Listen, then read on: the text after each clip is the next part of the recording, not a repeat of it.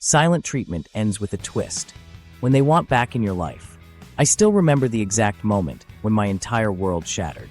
Standing there in our family living room, my father's face contorted with rage, my uncle's fists clenched, and my mother crying in the corner. All because of one lie. One devastating lie that would cost me everything. I still remember the exact moment when my entire world shattered. Standing there in our family living room, my father's face contorted with rage, my uncle's fists clenched, and my mother crying in the corner. All because of one lie. One devastating lie that would cost me everything. I mean, what's the protocol for a 12-year-old family drama anyway? Shouldn't there be a how-to guide on Amazon, like surviving a family feud in easy steps? 7 years later, here I am, staring at a text message that could change everything again. We need to talk. Your cousin confessed. Please give us a chance. Funny how they think a simple text can erase years of abandonment, right? It's like trying to cancel a gym membership via Twitter. You can try, but someone's gonna get hurt. I'm pretty sure I still have the original text message as my phone's password, just for kicks. But I digress. 7 years, thousands of late-night pizza slices, and a few questionable life choices later. Here's the thing, my family wants me back. Who needs actual closure when you can just read a Facebook post from your long-lost cousin and call it a day? Am I right? No need for elaborate apologies or even basic communication. Just a simple hey, sorry we cut you off after calling you a liar should suffice. In all seriousness, though, that one text message has raised more questions than I care to admit. Like, how do you return to a normal life after such a long, dramatic hiatus? Is it like a reboot, where you can just hit the reset button and pretend everything never happened? Do you have to rebrand your life? Hey, I'm back from that hole was cut off by my family thing. Looking for a fresh start. Who's up for a late-night drive to the nearest Taco Bell? That's my story, and it's just getting started. Buckle up, folks. It's going to be a wild ride full of memories, laughter, and perhaps a few too many dad jokes. 7 years later, here I am, staring at a text message that could change everything again. We need to talk. Your cousin confessed. Please give us a chance. Funny how they think a simple text can erase years of abandonment, right? So stick around, and let's dive into this crazy family business together. What's up, everyone? Today's video is different. It's not just a story, it's my story. And trust me, it's one that I never thought I'd share publicly. You know those family dramas you see in movies? Well, my life turned into one 7 years ago when my 12-year-old cousin decided to tell a lie that would tear my entire family apart. One accusation was all it took for my family to throw me out like yesterday's trash, forcing me to drop out of Stanford University and live in my beaten-up Honda Civic. But here's the thing, this story isn't just about betrayal. It's about survival, redemption, and discovering that sometimes the family you choose is stronger than the family you're born into. You know, I've always been fascinated by family reunions. The ones where everyone shows up, bearing gifts, and pretending like the traumatic event that tore the family apart never happened. It's like a big old piñata filled with awkward conversations and unexpected punches to the gut. I've got a few of those to my credit, thanks to my family's reality TV quality drama. They say when life gives you lemons, make lemonade. But when life tosses a few conniving family members into the mix, grab your sunscreen and a healthy dose of skepticism. My story is one where the family you think you know turns out to be a bunch of crazy people, and the person you thought was crazy was actually trying to tell you the real story all along. Yeah, it's one of those deals. 7 years ago, my 12-year-old cousin, who shall remain nameless, but you'll know it's the cousin in question, decided to share a gift with the family. You know the classic accuse the poor kid of lying and ruin their life move. I mean, who hasn't been there? Definitely not me, but I'm sure there's a support group or a Google search that can help. The drama unfolded on a typical Sunday dinner, with all the makings of a Hollywood blockbuster. Heated exchanges, tears, and fists clenched. You know, the usual happy family stuff. I'm pretty sure I heard someone yelling, method acting, kid. But that might have been just the sound effects from the movie Jerry Maguire. Today, I like to think of my 15-minute life fame as a unique opportunity to say, hey look, I was wronged, but I survived, and I now have a solid family drama to share with you all. It's not every day you get to say you've got a rich history of trauma, but just you wait and see. I'll have my own true Hollywood story one day. The days that followed were basically a telenovela. I packed up my blowout-worthy locks and my trusty Converse sneakers, leaving behind a family portrait with the names scribbled out for dramatic effect. It was a novelty Christmas ornament with the phrase, "Did you hear about Uncle Steve?" That's what I left on my kitchen counter after we realized I was no longer an option for Sunday brunch. It's been 7 years, and I've lived a life worthy of a badly scheduled Instagram post. Nothing too remarkable, but definitely no Oscar wins. On that bright morning when I was evicted from my family. Because let's be real, who needs family when you've got Uber eating delivery? I traded in my college scholarship and got a shiny new Honda Civic. Who says Walmart parking lots aren't the most inspiring places? During those wild 2 years, I taught myself the value of knowing more about your phone than your actual bills. My life consisted of frequent diner breakfasts, early morning gym visits, and secretly rocking the hashtag van life. All they were giving me at home was a free vacation to Basic Instinct, Season 7. All's well that ends better, right? Now, 5 years later, I have a story to share, 0 unpaid bills, and more fairy dust than a small bakery in Nashville. Not to mention I found real meaning in the family drama game. My momager trolling sister has something to say, do well by her this time. That's when my family wants me back after all those years. But let's not set my expectations too high. They think a simple text can undo 7 years of silence like they're one of us. Fans of The Walking Dead, looking forward to Resupply Week. My mom just wants to hug me, but I think I still have the superpower phone password reset trick up my sleeve. Stick around for some laughter group therapy, tips on sobriety, the best Mexican food places in the Midwest. With no chance of experiencing a passive-aggressive drive-by food drop as seen in You're Only Old Once, and several hilarious home jokes all stolen from comedian Uncle Steve. Fasten your belts. It's going to be a long, bumpy ride full of twists, turns, and laughter. And if I can stay sober, we can all survive the telenovela of love drama. If you haven't already, turn on the love you have received from me today, because cue the theme from Family Feud playing in a never-ending loop for eternity. Hold your horses. Are you guys on for this roller coaster ride? If yes, don't forget to cancel your afternoon plans. This epic Family Feud episode has finally found its way onto YouTube. It was a normal Sunday dinner until it wasn't. My cousin Sarah had made a serious accusation against me. I can't even repeat it here, but it was enough to make my Uncle James lose control. Before I could even defend myself, his fist connected with my jaw. My father, instead of protecting me, joined in. "Get out," he screamed. "You're no son of mine." I left that house with nothing but my car keys and the clothes on my back. No phone, no wallet, no future. Just like that, my full-ride scholarship to Stanford became meaningless. How could I focus on advanced economics when I couldn't even afford a meal? Living in a van isn't as romantic as those Instagram influencers make it look. I mean, have you ever tried to change lanes in a 10,000 pound vehicle without stalling it? It's not exactly easy. I spent my nights parked in Walmart lots, hoping the security guards wouldn't kick me out before I could sleep. I finally figured out the trick. Park in the handicap spot, and they'll leave you alone. But don't get me wrong, it wasn't all luxury and adventure. I'd shower at the gym, hoping I wouldn't catch a strep infection from the guy who didn't wash his hands after his deadlift. My diet consisted of convenience store food and gas station pizza, which is basically like drinking an entire bottle of hot sauce for breakfast. My daily routine was a real thrill ride. Wake up in my van, get to the gym, shower, fight for a few minutes, rinse, and repeat. When I finally got back to my van, I'd spend a few hours on the couch, binge-watching ESPN, or what I like to call the real world, Athletes Edition. It was during one of my late-night wrestling marathons that I met my new buddies, Mike and Ben. It turns out they were homeless guys who lived in the park nearby, just a few blocks from my van. We bonded over our shared love of Jimmy John's sandwiches. Those are basically $5 sandwiches made of cardboard and regret. Anyway, they'd often sneak me some extra change for a decent meal. Thanks to them, I finally got to eat something other than gas station chicken sandwiches. Despite having the best buddies ever and a new appreciation for the value of a hearty breakfast, I still hit rock bottom in all the wrong ways. I mean, who hits rock bottom when they have no bills to pay, no family drama, and a sweet van lifestyle?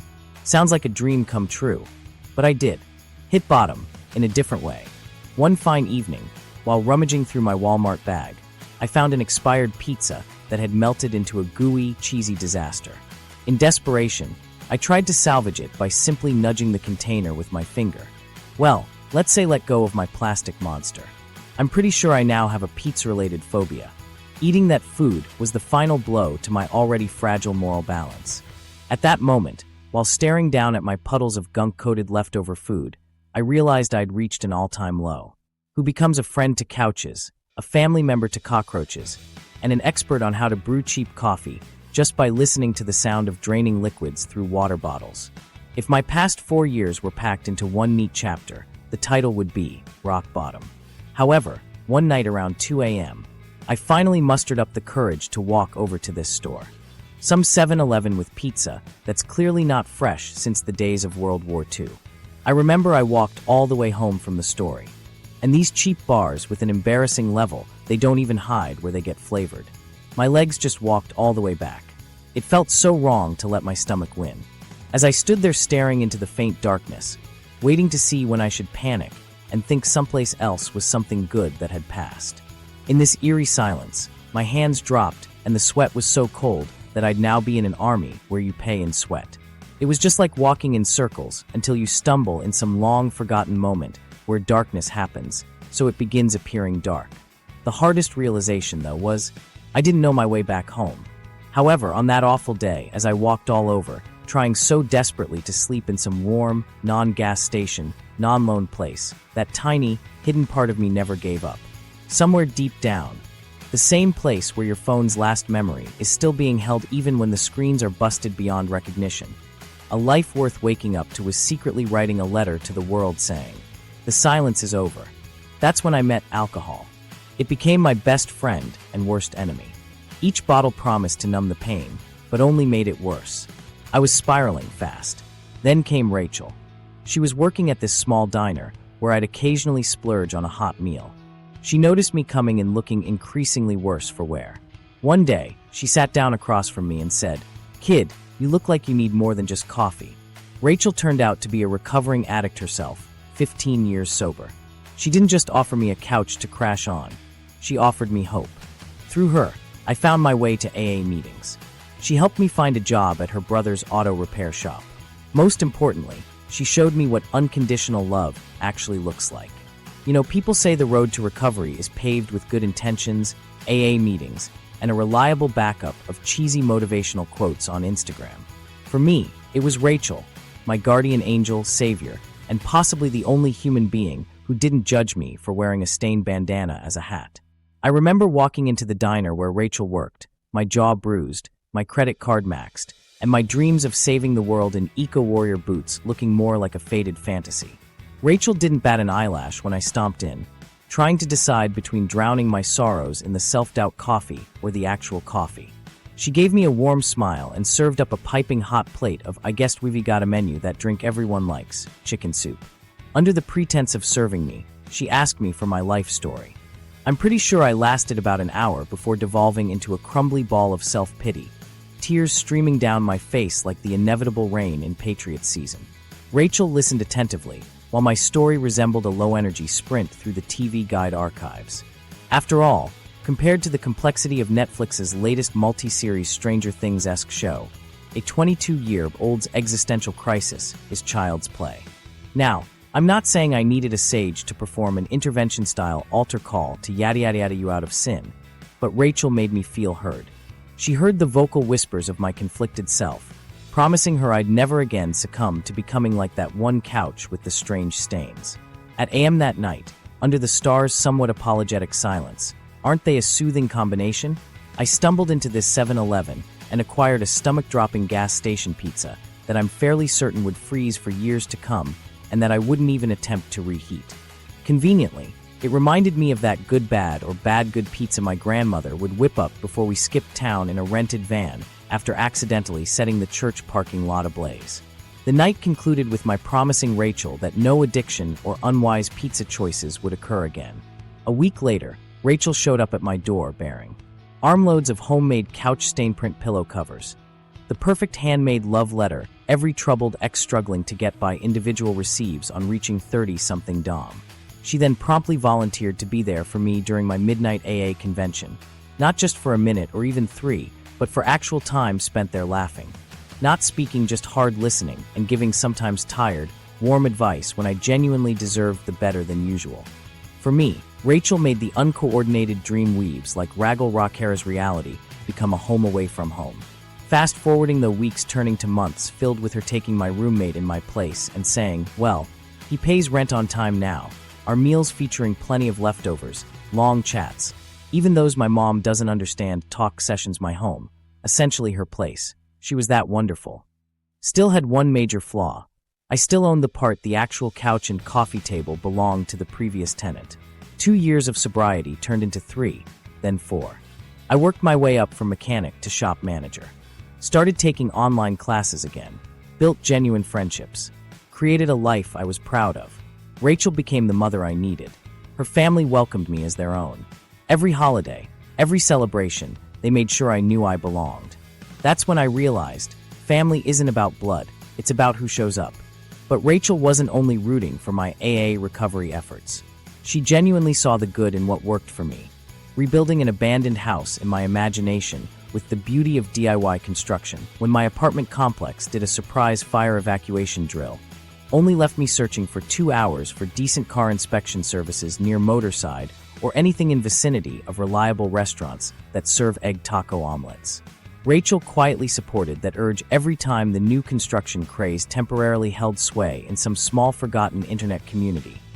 One might call it a digital version of the ultimate reality TV mom group chat sharing dinner inspiration, because she spotted character potential in not calling the town a desolate nowhere land. Then came that text. I spent hours stewing in my misery, wondering how my life had come to this. My parents, the people who were supposed to have my back, cutting me off financially after I made a bad choice. I thought I was all grown up, that I knew what I was doing. Sarah, now 19, had finally admitted the truth. She made it all up because she was jealous of the attention I got for my scholarship. Yep, that's right. My parents took away my allowance because I got a full ride to Stanford and little cousin just couldn't handle it. As I read that text, I couldn't help but laugh at the absurdity of it all.